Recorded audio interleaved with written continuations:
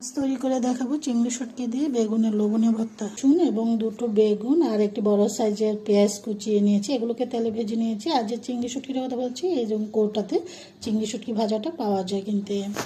এখন প্রত্যেকটা জিনিস একসাথে, পেঁয়াজ, তারপরে শুকনো মরিচ, তারপরে এখানে রসুনটা অপশনাল, ভালো লাগলে দিবেন, না স্কিপ করবেন।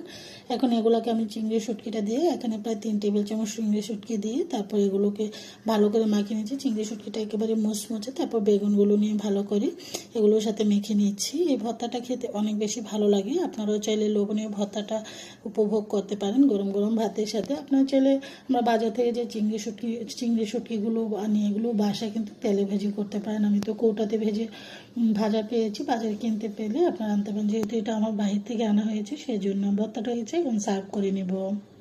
স্কিপ হয়ে গিয়েছে, আমি এখানে 2 টেবিল চামচ সরষের তেল দিয়েছিলাম, চাইলে ধনেপাতাও দিতে পারেন। ভর্তাটা সার্ভ করে নিয়েছি। আপনারা এভাবে ভর্তাটা বানিয়ে